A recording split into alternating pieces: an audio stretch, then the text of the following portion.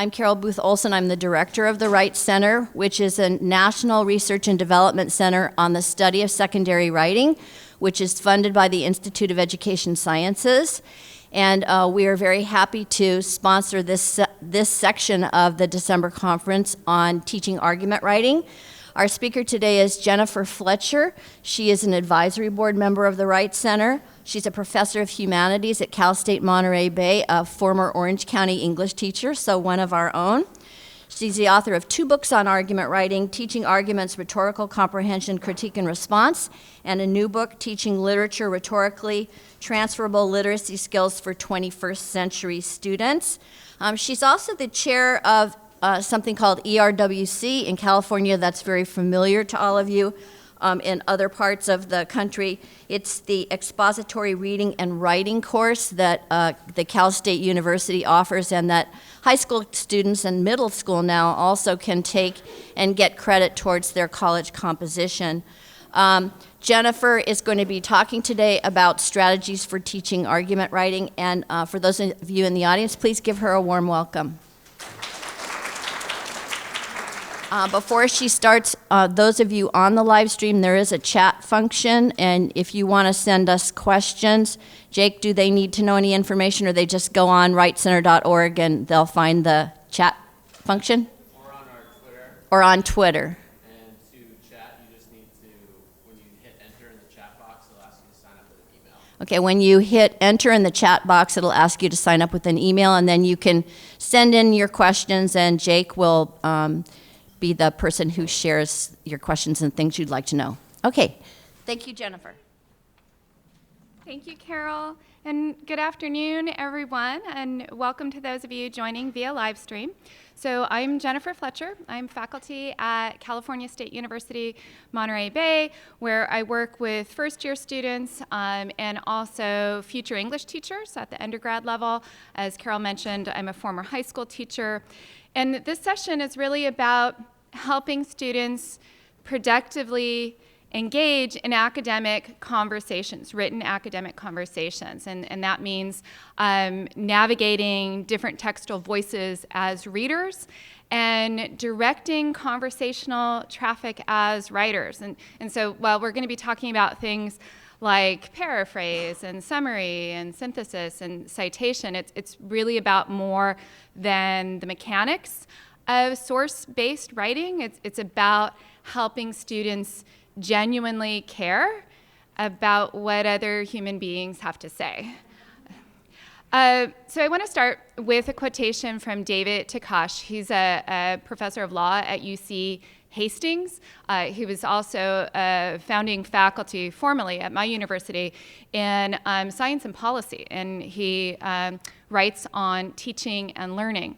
And this is what Takash says: to work toward a just world, a world where all have equal access to opportunity, means as a start, opening up heart and mind to the perspectives of others. We must be able to hear and to respect and learn from what we hear. We must understand how we are positioned in relation to others. So I want to, in the spirit of the writing project, invite you to take a few minutes to just write a response to this quotation in your notes, whatever comes to mind. Those of you connecting via video, if you can write as well, or even think about what words or phrases stand out. So taking a look at that quote, what seems particularly meaningful for you. We'll take a moment for that.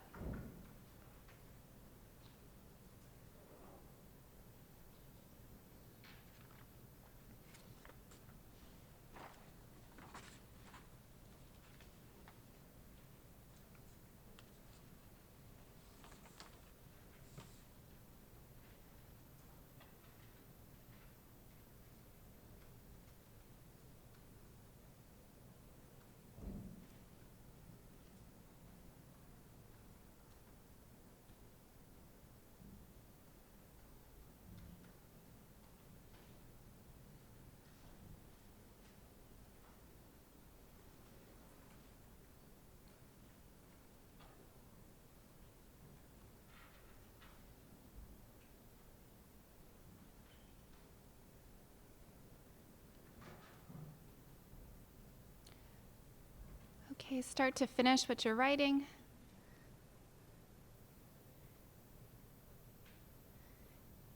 I imagine we could write for a half hour more on that quotation. So I hate to interrupt you, but I want to use this as kind of the frame for our session. And by the way, I won't be staying at the lectern the whole time, but I want to make sure for our live stream audience that, that you can see me. So I want to build on this idea of entering the conversation, because getting the they say right and that kind of they say, I say model depends on really close and careful listening. So I want to talk in this next bit about some of the dialogic practices that help us to really understand and learn from the perspectives of others, as Takash describes, and also that help us to understand our own positionality or how we are situated in relation to others. And so listening to the conversation is not kind of a trivial, perfunctory, like, first step. I mean, this is the heart of the work in talking about source-based writing. But source-based writing, I mean, that was probably not the most exciting title on the program today, and it conjures up images of MLA style and documentation conventions and requirements to use 3 sources in this paper and at least 2 quotations in each body paragraph. And this is often kind of the experience that students have. So I want to kind of try to flip that perspective from seeing sources as something to use to understanding sources as people to listen to. And so I'm going to invite you, where you are at your tables, to go ahead and talk with people near you about the practices and the values that contribute to effective listening. So what communication skills and dispositions or habits of mind, we heard about habits of mind in the plenary, help students responsibly engage diverse voices and perspectives in academic conversations. And that value question, like why bother? Like, why do source-based writing? What do we learn from engaging multiple perspectives? So feel free to talk with folks near you. Those of you connecting through live stream, this could be a chance for the chat. So if you've got questions or comments, feel free to share those.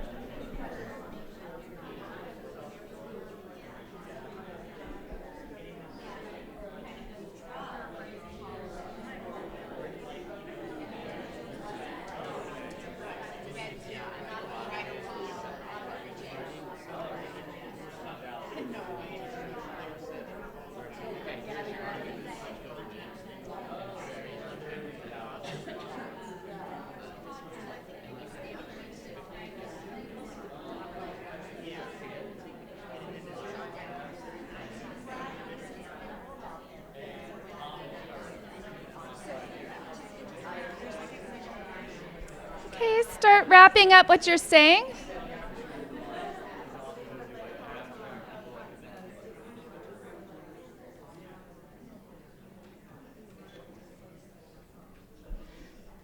right, and that first question, communication skills, dispositions that are kind of prerequisites for this work, what did you say? Could we hear from a few of you? Tolerance for ambiguity and the ability, like a stamina to not just shut down when you don't like, when you're hearing a point of view that isn't, you're not amenable to. Thank you. Others? Yeah, come here first, and then I'll work my way back. Sorry, thank you, Liz. Yeah, just piggyback on what Carol said. We were talking about the fact that and it's very difficult for most of our students, I suspect, to understand that there can in fact be more than one way to read a text, and there can in fact be more than one view that has validity. Great, thank you. Let's see. I was actually just going to refer to something that Leo said, and then I saw he had his hand up. So do you want to tell them what you said about what your students do in the tags? Yeah, I'm teaching quotation integration right now. And when my students are writing dialogue tags, they don't say this author's name states, the narrator states, they say it states. Like the article's some ambiguous, like you said earlier. Yeah, thank you. Maybe one more? Yeah, so you'll see this as well, if you ask students, what was the source for this, and they'll say Google, right? And it's like, well, that's kind of a source, but that's not the type of source that we're talking about with engaging different textual voices. So this is the work. In order to get to this point where students can do things like tolerate ambiguity and really move past kind of superficial, everyone's entitled to their opinion, so you say what you say, and I'm going to just kind of stay over here. We do this deep work of, building our stamina and capacity for things like dialogue. I've learned a lot from my colleagues at Monterey Bay, Jessina McCoe, Debbie, and Marty. I've learned a lot from Sarah K. Ahmed, her wonderful book, Being the Change, about the importance of examining our own biases and understanding how identity impacts multiple understandings and the value of engaging diverse perspectives. And then from Peter Elbow, this idea of multiple ways of reading supportively, reading critically, his methodological doubt and belief, so that the doubting and believing game, if you know that's become one of my kind of go-to moves as an essential starting place to help students engage with difficult texts. And this is where identity is so important for us again, because what's difficult for us, the text that I might be inclined to read resistantly is going to depend on my values and my experiences and my background and all of those different identity components.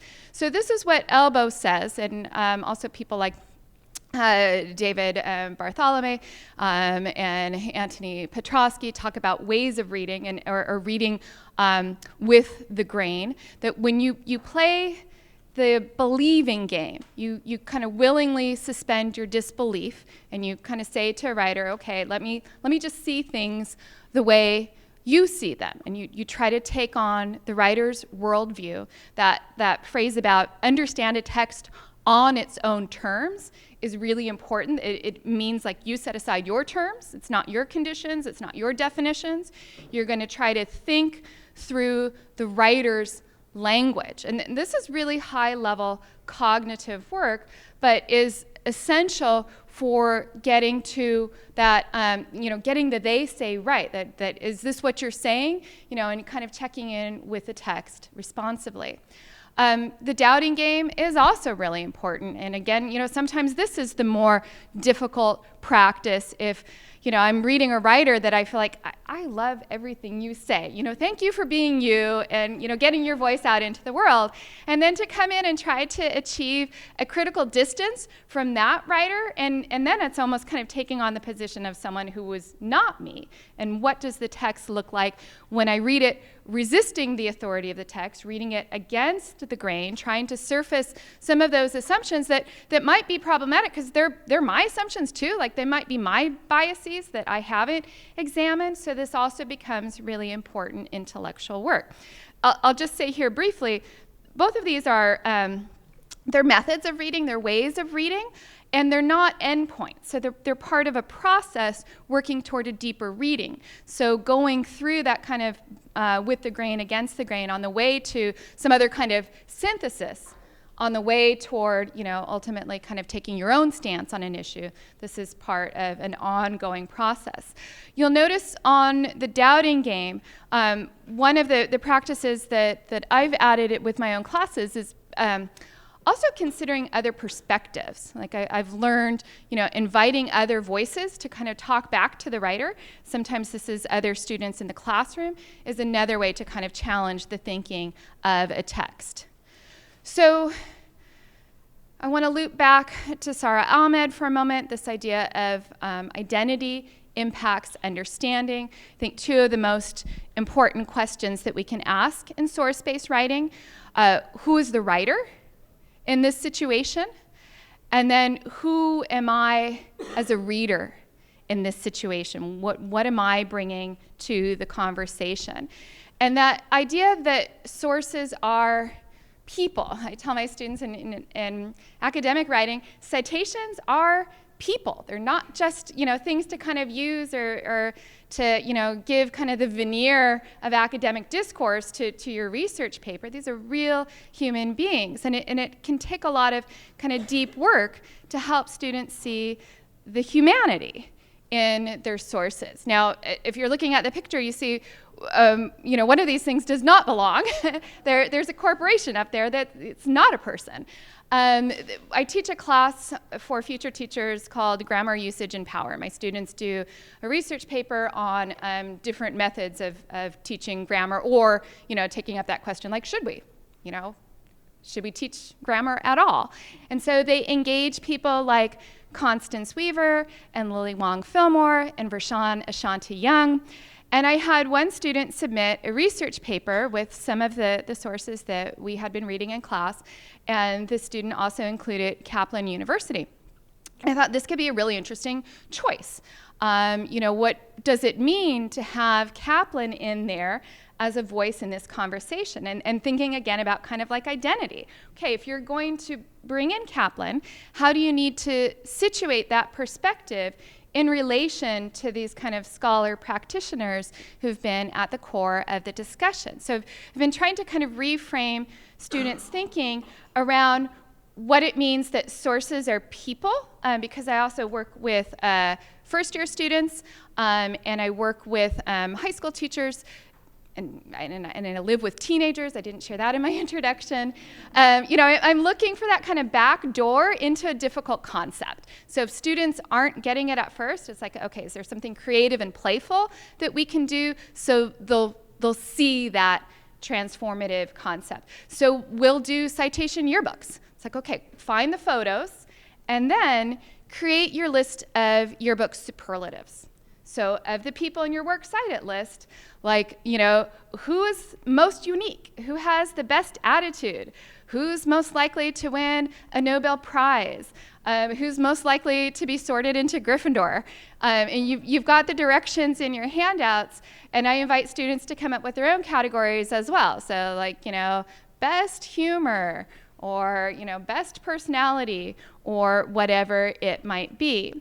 So that idea of sources are people, and you as kind of a conversation host have a responsibility to help your readers get to know your sources, why have you invited them to participate in this conversation? Why are you putting them into dialogue with each other? Another strategy that you'll see in your handouts is this tool for conversation planning notes. So I ask students to imagine that, they're a host, like a talk show host. Think about a couple sources that are going to be in your paper, and what would you want to ask these people? If you're face to face with them, what would you actually talk to them about, is most interesting about their work? And they're sitting right next to each other. How do you want to put them into conversation with each other? So do your research, come up with kind of their talking points, and imagine more fully how that conversation is going to go, and also how you're going to introduce these people to your audience. And so this is all kind of part of the work of moving students from novice to expert. We all start as novices and we make those beginner moves. And when it comes to source-based writing, the beginner moves often look like this, quoting a source without comprehending it. If you've read They Say, I Say, and Graff and Birkenstein talk about, I think they're the ones who talk about the quote and run, or you kind of drop it in, but you don't provide any context for it. That's a beginner move. But what I'll see typically is the quotation that doesn't connect maybe at all to what the writer is saying. It's that kind of perfunctory there. It was a requirement. I did it. Now I'm moving on. At least it kind of looks like a research paper. Mimicking the surface features of academic citation without understanding the underlying principles or purposes of citation. Like, why do we actually cite sources? And I figured out, you don't understand how to use MLA style until you have used MLA style, which means you have had to track down somebody else's citations because you were so excited, like, wow, like I have to read this thing. This is great. Like, this is the missing piece in my own research. And then if you've got like a wonky citation that doesn't get you to that thing you were all excited about reading, like now you're frustrated. So your reader need has not been met. By the way, I once thought, I tried to find National Writing Project's Twitter handle, and I thought it was NWP, and it's not, right? That takes you, I think it takes you to like a food critic or something. I mean, it's not the worst, but it was a dead end. So oh, okay. We won't mention that one. But that kind of just, like close enough is good enough if you're not actually engaging in ongoing conversations. So that's a beginner move to support students in growing past. Confusing writers' views with their sources' views. When students are reading academic writing that has multiple sources included in the text itself, then it becomes quite challenging to discern who is saying what. And does the writer agree with the sources that they're citing, disagree, they're just kind of neutral about it? How is the writer actually using those sources? For very young students, a direction to say include direct quotations in this paper often sends them searching for dialogue. Like they will literally go looking for quotation marks. So that's another starting place. And plagiarism. And plagiarism, in my experience, is typically less about academic dishonesty or cheating than about these other things. It's like, I don't know what you want me to do. That kind of sort of looks like this, and so I'm going to just put somebody else's words in there because you told me to. So how do we teach for that and move students toward expertise? What experts do in source-based writing, situate sources in context. So if Kaplan University is going to be talking to Vershawn Ashanti Young, like, how's that going to go? Like, tell us the relationship between these two.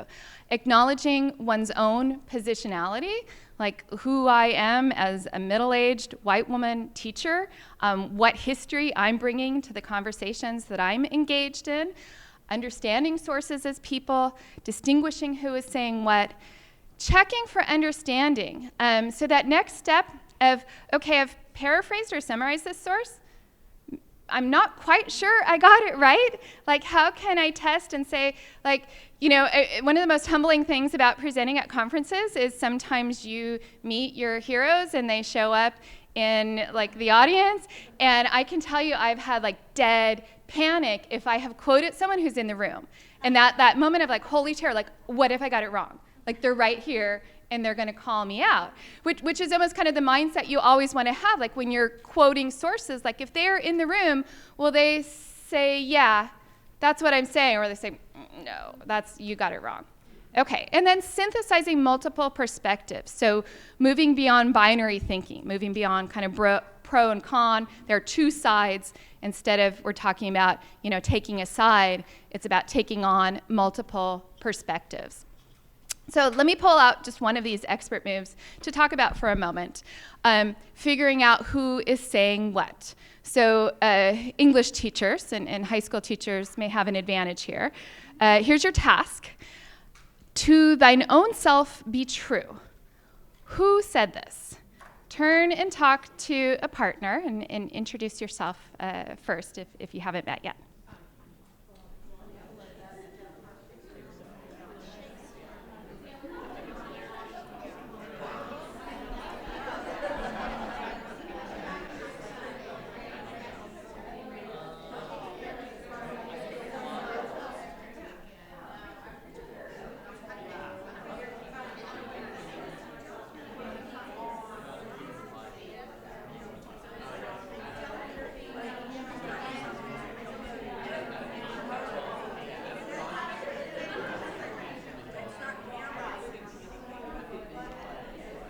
Okay?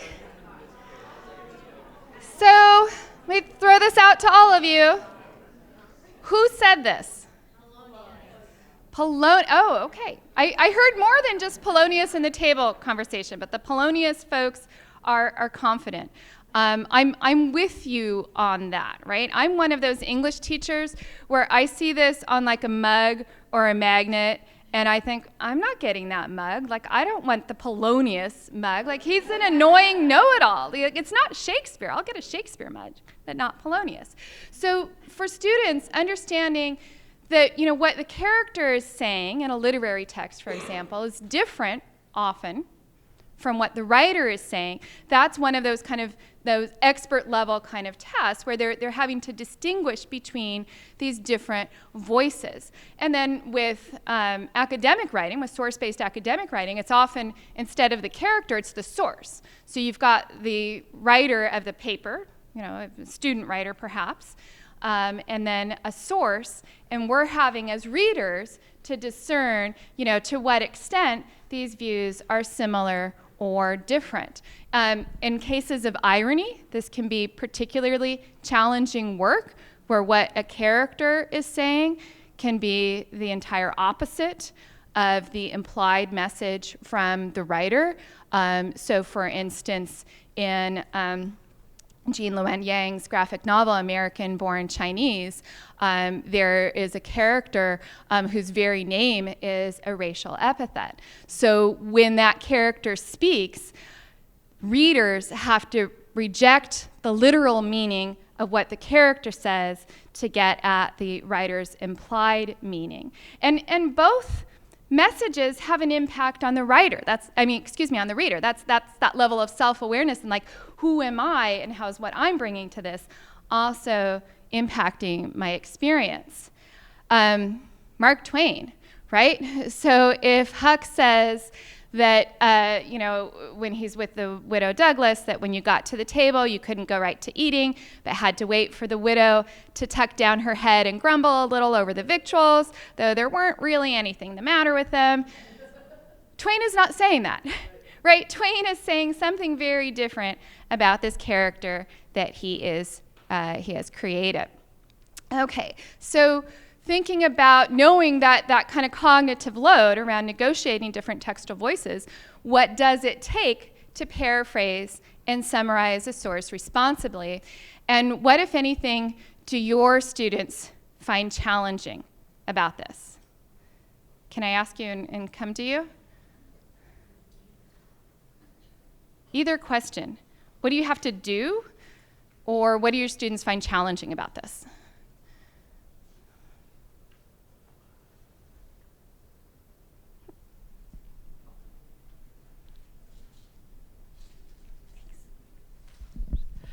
Well, I think the first thing in response to the first question is that it really takes deep understanding to either summarize or paraphrase someone else's words.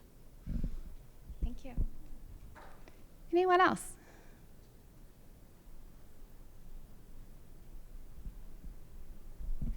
I think oftentimes students just expect to be able to point and find that summary there, that they don't understand that there's an implicit level of understanding to really draw and get that paraphrase or summary. Thank you. Yeah, especially for a summary where they're going to have to be synthesizing multiple moments in a text. So to piggyback on what the first woman said, what my students find challenging about paraphrasing and summary is they don't really fully comprehend what the article is saying. So unless it's spoon-fed to them, they can't summarize because they don't know what it is. Thank you.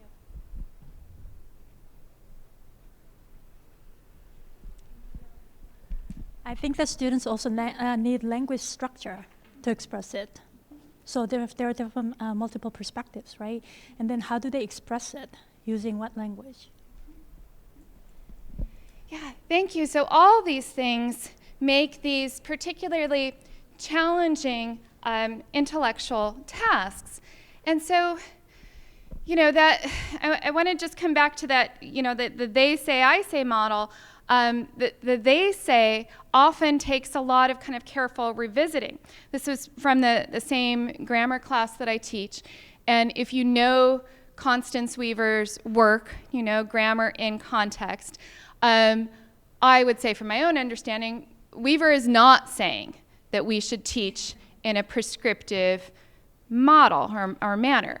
But she does summarize the views of traditional grammarians. So it's part of kind of how she sketches out the ongoing conversation that she's about to join. And so I'd say this is a case in which, you know, a writer summarizing other writers on the way to developing her own position presented kind of an obstacle to understanding for students.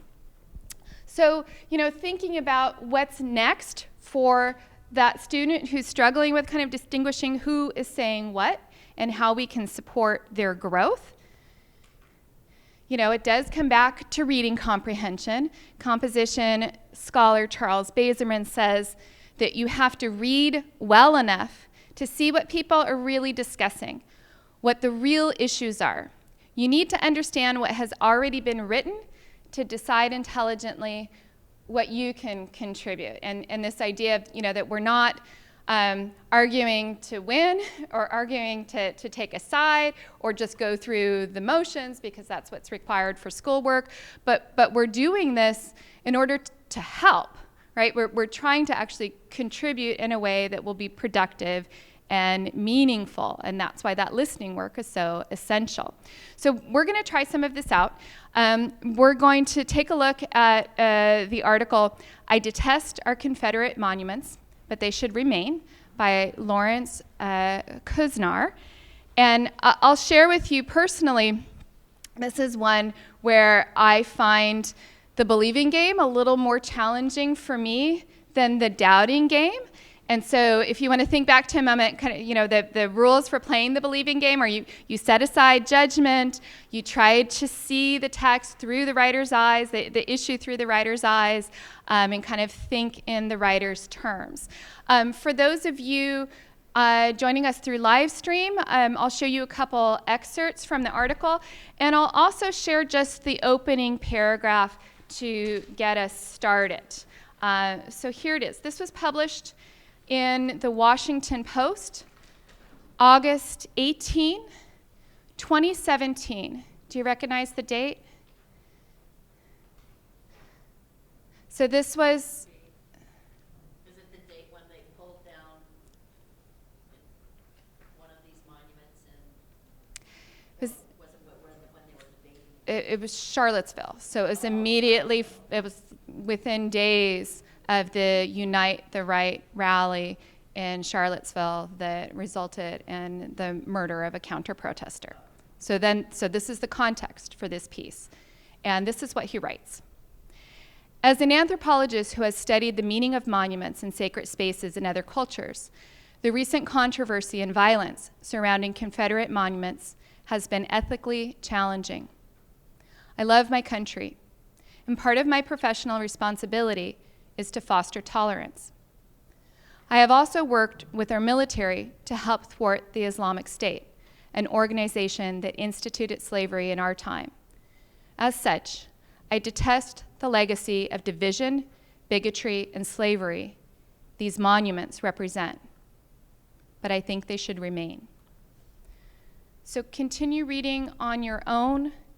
I'll share a couple excerpts for those of you joining us through video, and then we'll talk about what you're noticing.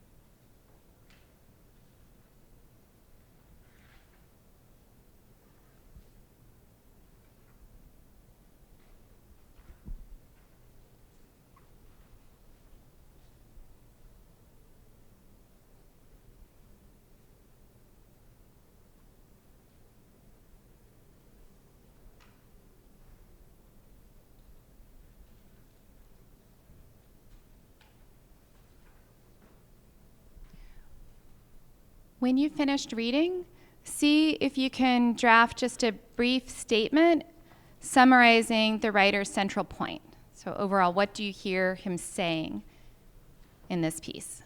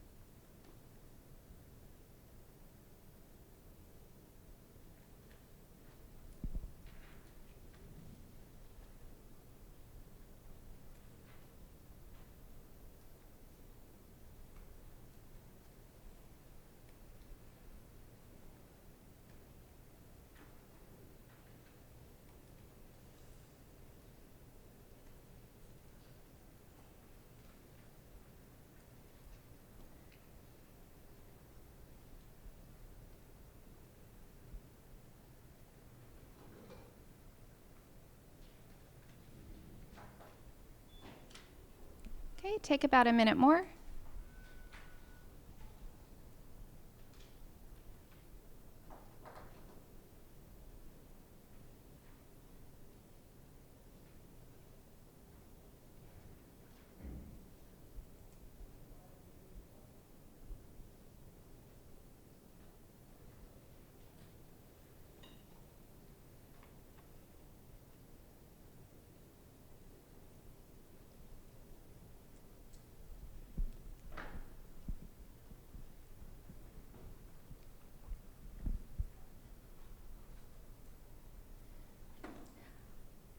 I know most of you are still writing.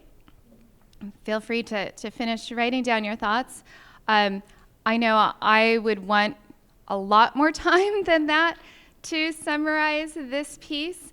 And you may feel like you want multiple readings and discussions before you could comfortably capture the main ideas of the writer. But I wanted to start with that just to think about like all those places in the text where you'd want to go to try to pull out what is the writer saying. And so I wanted to share a few examples here. Look especially at the language in bold. The monuments should remain, and we should constantly remind ourselves of what they represent.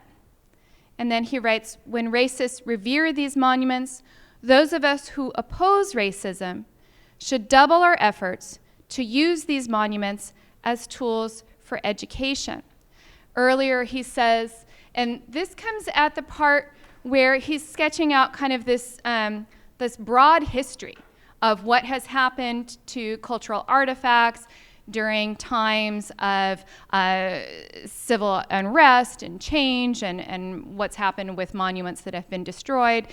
And he says, but these pieces of metal and stone only have the meaning we assign to them, and that meaning can take any form we like.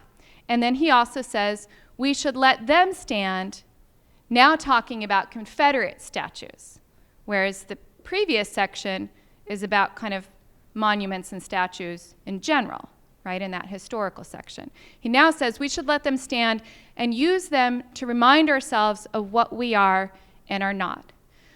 So what at least I'm noticing in the language in bold is a lot of what he's saying is implied, right? What they actually represent, he's leaving that to some extent unspoken in those key moments. So for the student who's trying to kind of point to a sentence and say, okay, that's the thesis, like I found the main idea, it doesn't give itself up that easily.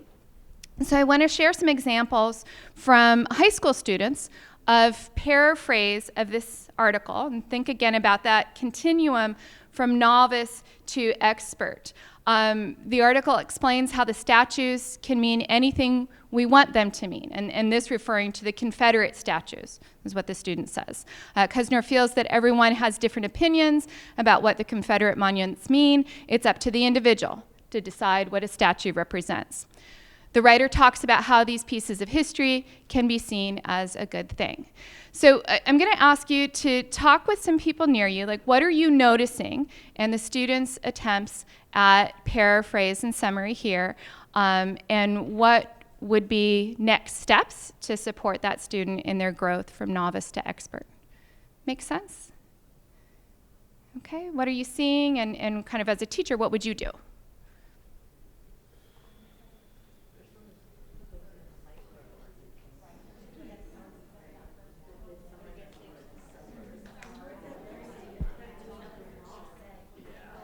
Well, yeah, actually, these are all like summaries.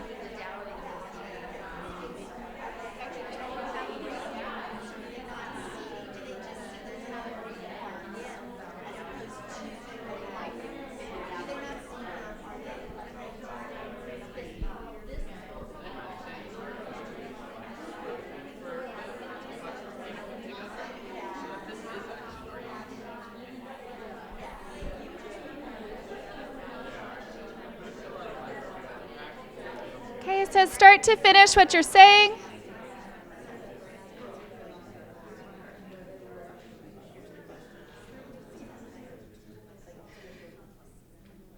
So that idea of checking for understanding, like if you could, like, you know, in a conversation paraphrase back to the writer, I hear you saying these statues can mean anything we want them to mean, and they can be used as a good thing. Is that what you're saying?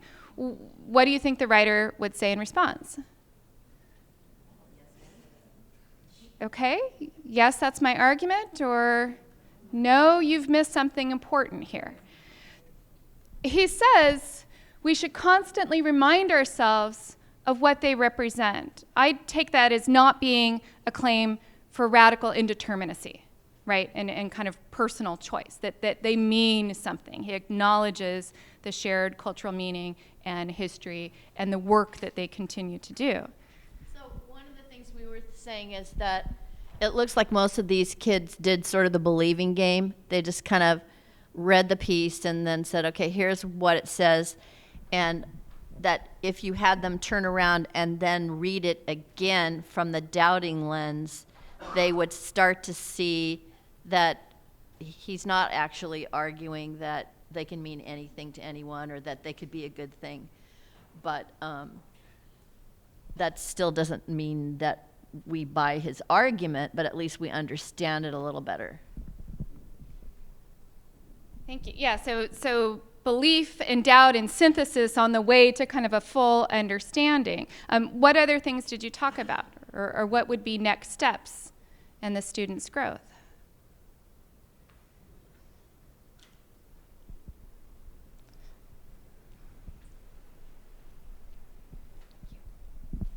I would just have them go back to the title of the piece and then say, why does he think they should remain? Thank you. Yeah, that doesn't show up in these statements, does it? No. And it's interesting, you know, some of these are ideas that show up earlier in the article. And so if students are kind of bringing a formulaic understanding of, you know, thesis statement is going to be last sentence of the introduction, they're thinking, oh, that must be the main idea somewhere in that territory, where he's rehearsing the history of monument destruction, but not yet specifically talking about what should we do about Confederate monuments. So, and by the way, does this look familiar? Yeah? Okay. So playing the doubting game, not only with the text, but also with the text that we produce in response to other writers' texts, and thinking, I'm saying the writer is saying this, like, am I sure? Like, let me test this out on someone else. Have I got it right? And taking that critical distance even in our summary writing. And then thinking about counter-arguments. In a lot of source-based writing and argumentation, we encourage students to rebut the views of people who disagree with them and respond to counter-arguments. Take a look at these student counter-arguments in response to this article and see what you notice.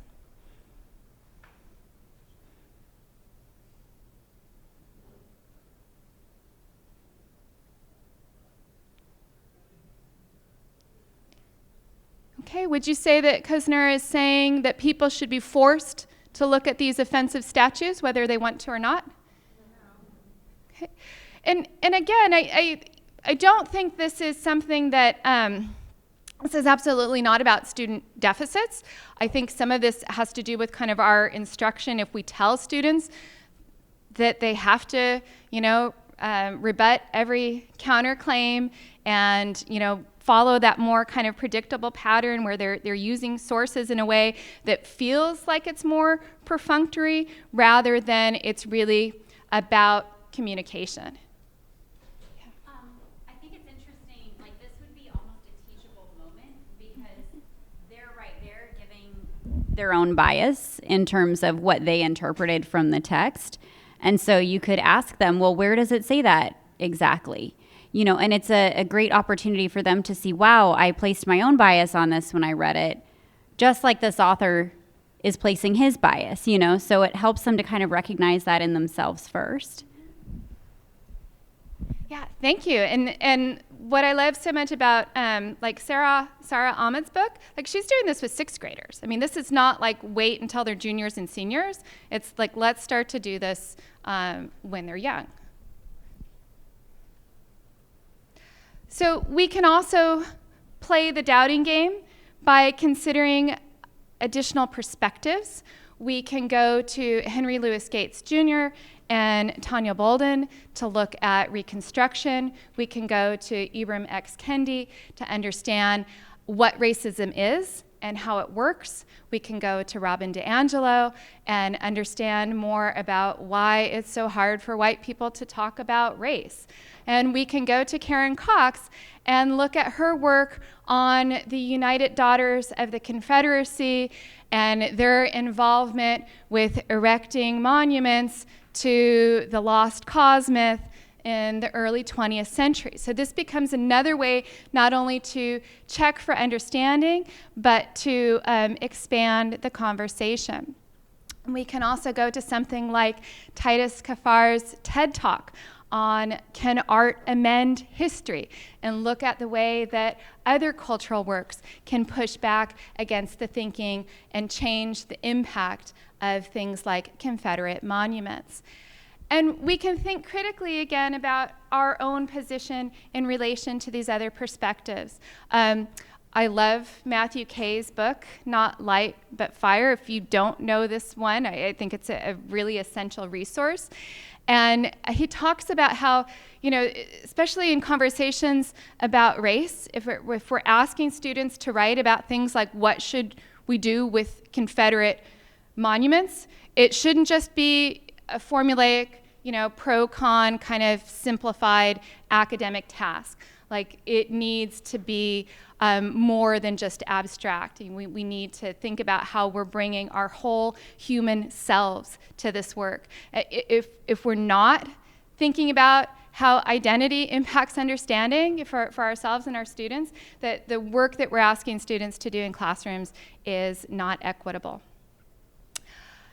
I want to pivot for a moment from kind of reading to understand to reading sources as mentor texts for source-based writing. So one of the things that we understand from the research on writing in secondary school classrooms is, of course, the importance of the reading-writing connection. The integration of reading and writing is one of those research-based best practices that are frequently recommended. And so this comes from the What Works Clearinghouse. I'll give a quick shout out to Cal State University's expository reading and writing curriculum. It's cited as an effective practice in this study because of that integration between reading and writing. And so doing things like studying a text that uses a lot of sources to see how the writer integrates multiple voices can be an important activities for learning about the features of source-based writing. So I'm going to ask you to take a look at another article. This one is Benjamin Nugent's Who's a Nerd Anyway? So he's a journalist. He also has his own book on nerd identity and nerd culture. And this is a New York Times piece in which he cites and summarizes from the work of Mary Buchholz, and she's a linguist at UC Santa Barbara. She's actually one of the contributors to the book Culturally Sustaining Pedagogies. So as you read, try to play the believing game, and your purpose is to understand the main points of the text from the writer's perspective.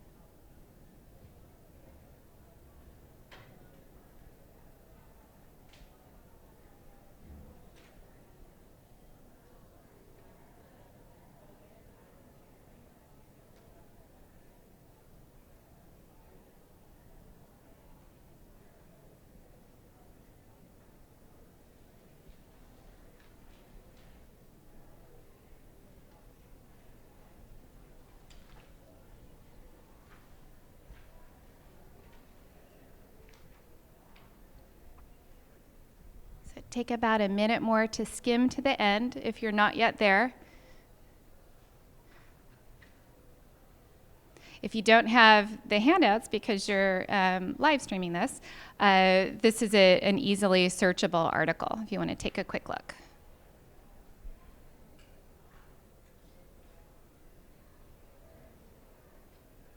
There's a link at the end of the slides to where you can get free downloads of the graphic organizers and activities from Stenhouse publishers. So again, if you don't have handouts, look for the link toward the end, and you can also get those materials.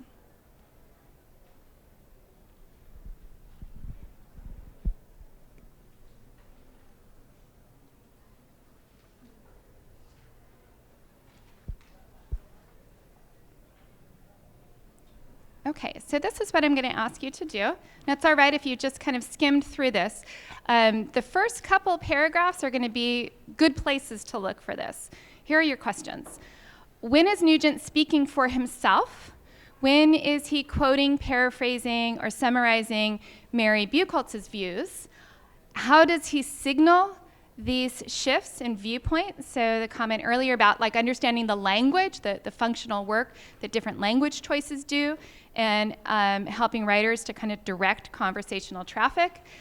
And then when would your students have to work hard to figure out who is saying what with this article? It's a short article, and yet there are lots of opportunities for kind of misunderstanding. So go ahead and talk with someone near you, please.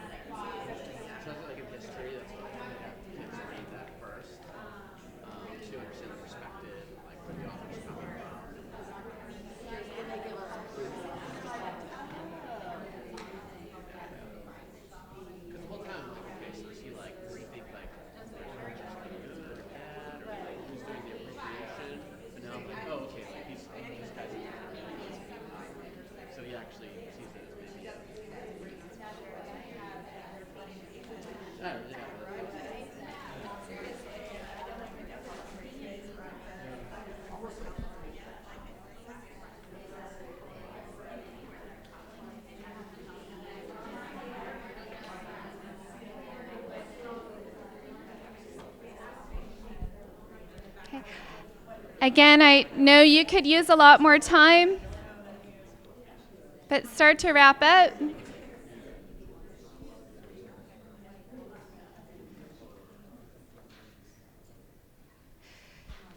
So one of the reasons that the doubting and believing game are kind of my go-to practice is because that approach of, that reading is a recursive process. There are multiple ways of reading. We have to read things multiple times in order to understand a text. It helps to build that stamina and that understanding of, how do you engage with difficulty. And I would say this is a difficult text. Like when I've used this at the college level, students are like, what? Like I can't, it's hard. And this is one for myself again. I would want to read it multiple times and really start to parse it. And I've shared this as an example of, a potential kind of mentor text when as a writer, you enter a text and you want to cite other sources. How do you situate yourself into the conversation, especially if you kind of sort of agree, but you also have your own expertise and you want to interject some of your views, but basically in a piece where he's summarizing someone else's research, right? So it's a lot of, subtlety and complexity. So if you look, for instance, just at this one section, while the word nerd has been used since the 1950s, its origin remains elusive. How many of you flag that as a place where you could confidently say Nugent is speaking for himself? Like, okay, yeah, this sounds like a dude who wrote a book on nerds. And then we get to a point where we have, as a linguist, Buchholz understands nerdiness first and foremost as a way of using language.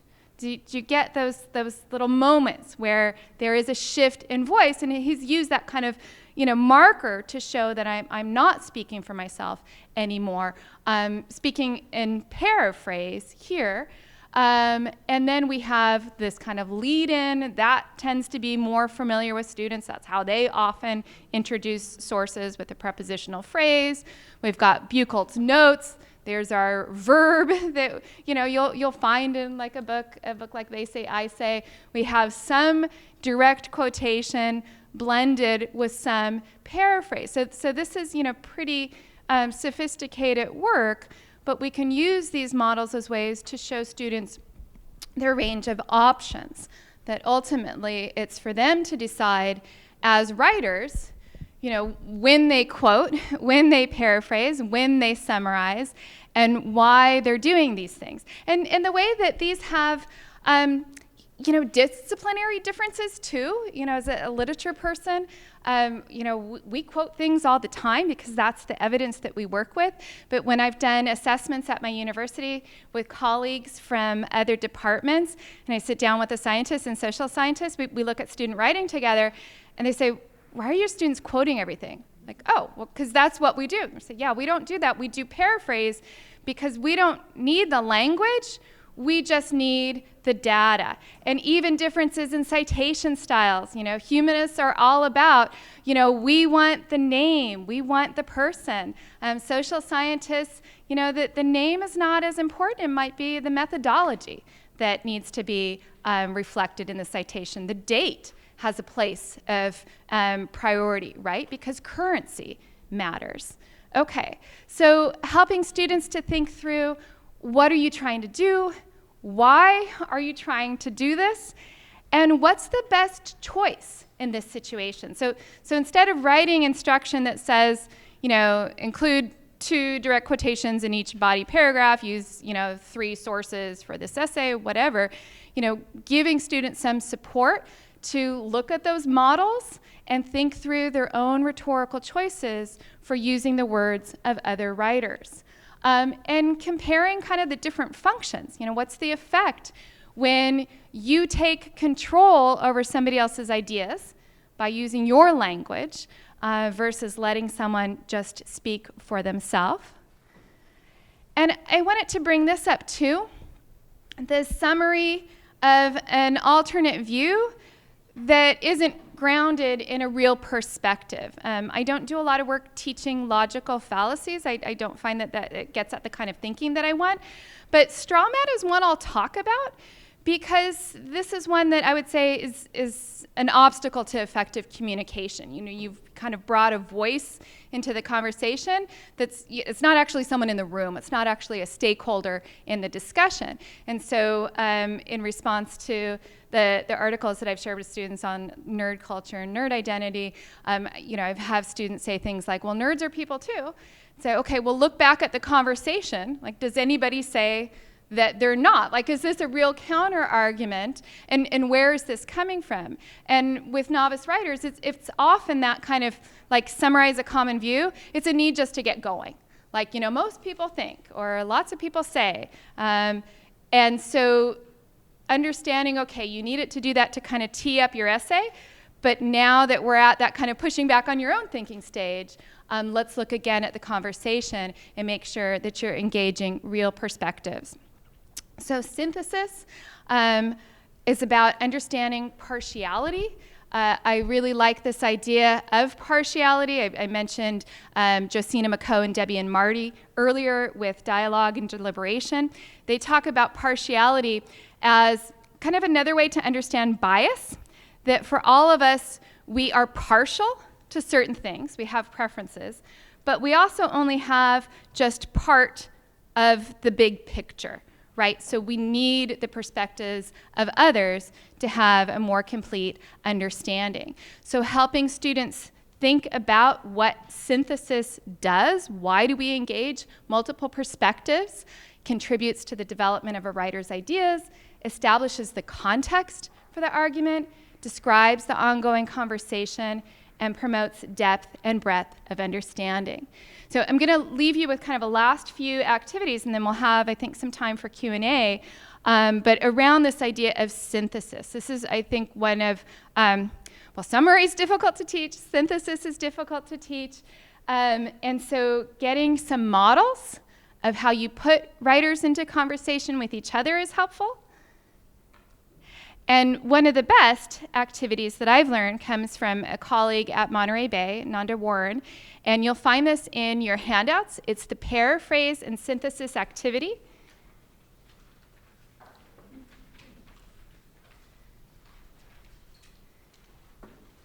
And let me take you through the directions.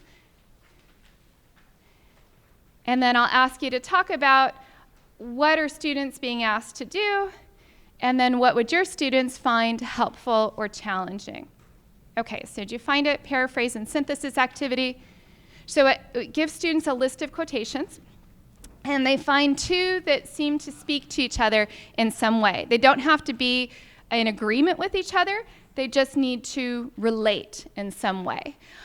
Discuss what each quotation means with your group members, and then I give them a bit of poster paper. And so they're going to post those two quotations on the paper. They're going to paraphrase underneath each quote what that quote means. And then the challenging part. They're going to, on the bottom of their poster, synthesize what the two quotations say together. So moving from paraphrase to synthesis. And I have to say, I mean, we've spent like whole class periods just talking about like what are they saying, and the disagreements. It's really interesting. I can have a group of 4 or 5 students and they're all hearing something a little different. So it becomes a synthesis not only of the two quotations but also of the interpretations of the 4 or 5 readers who are working together on this activity. Okay, so take a look through those directions, and then when you're ready, talk with someone near you about what students would be doing and what they might find helpful or challenging about this kind of work.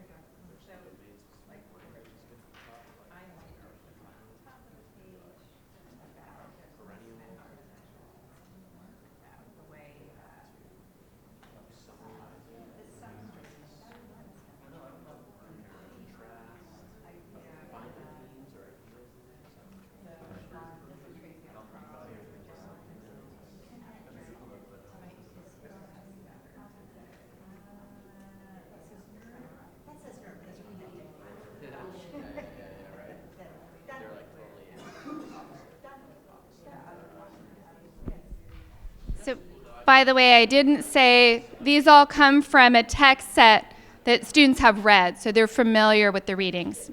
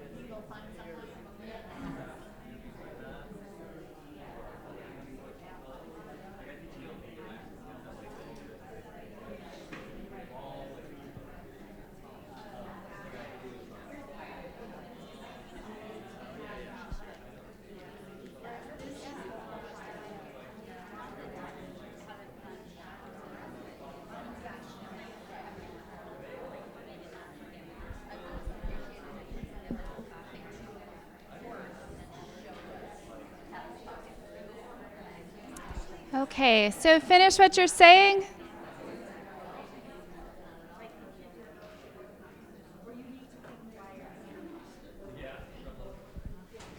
And let me bring you back together.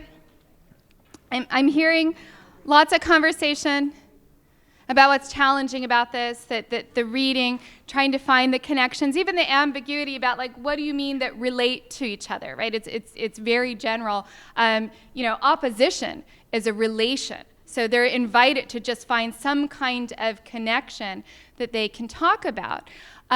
What I'll say is helpful from what I've seen with my own students is that it gets at that checking for understanding piece in, I think, a really powerful way, because they're comparing their understanding of the text with their peers, and it sends them back to the text as well, because when they propose that paraphrase, they find that they have to go back to the full article and see, okay, does that paraphrase now make sense in the context of the article as a whole? And if it's like a weird little outlier, is that what the writer intended? Is it like a moment that doesn't quite sit right?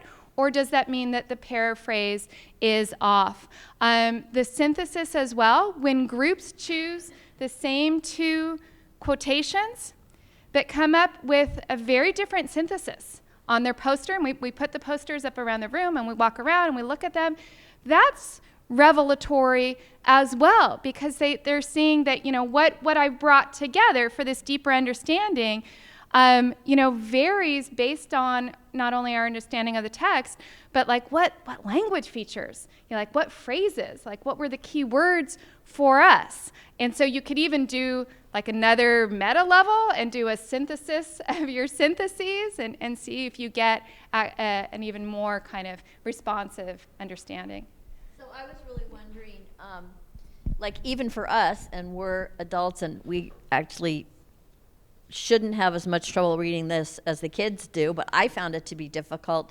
Like I could have benefited from you picking two for us and giving us and talking it through as a group and giving us a model. So we had a sort of a template in our head for how we now attack it on our own or in a group. Do you usually do that in your classroom? Or do you let people do that? I usually do things the wrong way before I do them the right way.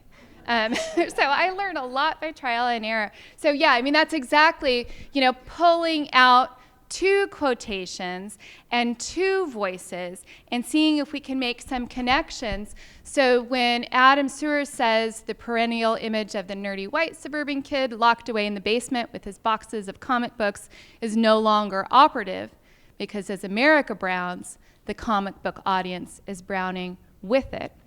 How do I put that into dialogue with what linguist Mary Buchholz says? From the Columbine high school killers to Microsoft monopolist Bill Gates, the label nerd clearly has negative associations in American culture, especially when, as in these cases, it is used to explain highly antisocial behaviors. It is also, as such examples suggest, a cultural category that is both ideologically gendered male and racialized white, although these dimensions are not always contextually foregrounded. So she names quite explicitly things that he's pointing to in his characterization of the nerdy white suburban kid with his boxes of comic books. What Sewer does that Buchholz doesn't do in this passage is point to change, right? She's talking more about these categories, but they're both talking about the negative impact of the image. So doing things like a Venn diagram would be another kind of scaffold on the way. Let's just take two quotations, put them into dialogue with each other, but work through the paraphrase first. So I want to share a few other activities that I use to try to get at this challenging work of synthesis.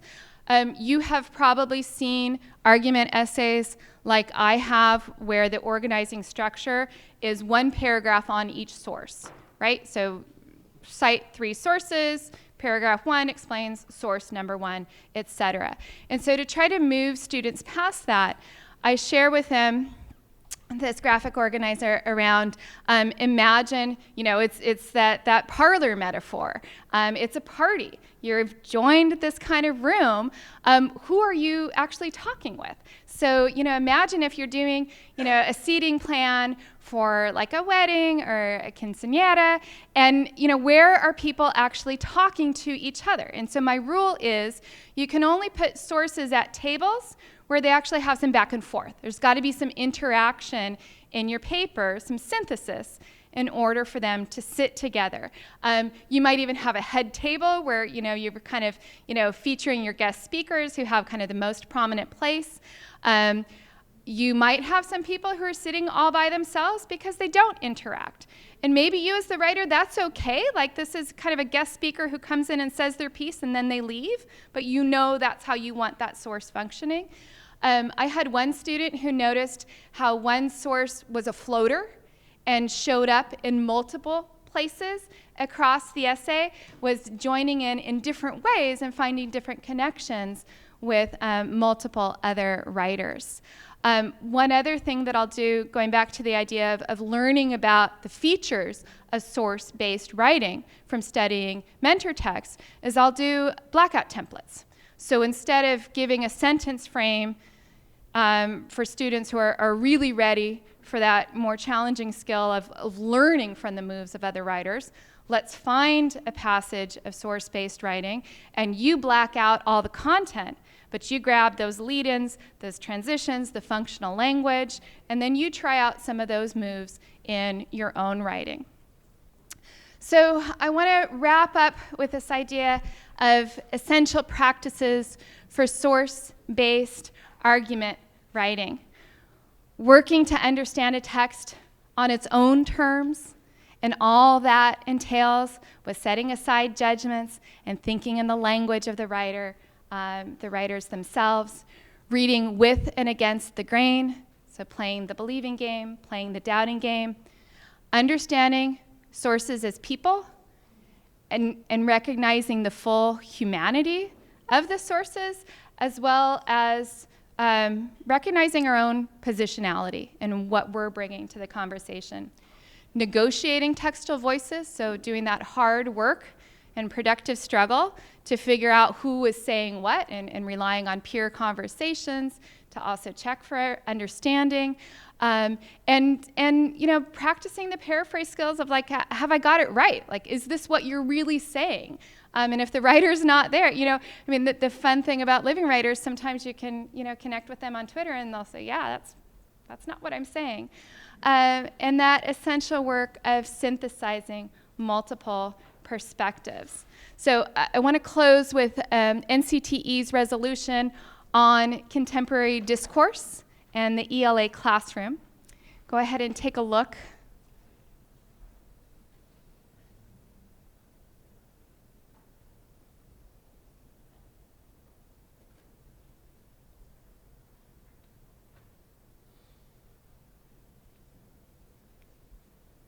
Okay, so we use these practices so we can make this happen. That's me. And that's the link for the resources if you want the reproducible graphic organizers. And I have tons of sources, so there they are. We've got a few minutes for Q&A. The first thing yeah. I want to know is, can we get a copy of the slides and put them up on Yes. the Right Center so people can actually go to them and get a copy of the actual presentation? Yeah, they're there. They're up? Oh, at great. Okay. rightcenter.org. So if anybody wants the actual slides, you can go there and print them for yourselves. Thank you. So slides are at the Right Center's website. Okay? Any other questions? I had a thought. Your blackout template, which I really like, I was wondering if when they have when they're trying to figure out who is what the writer thinks and then what the source they're quoting thinks, if color coding might work.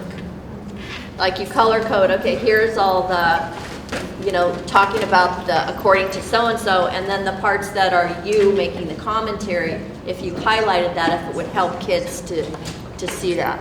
It'd make it visible. I mean, it's a way to bring that conversation to life. Yeah, sounds great.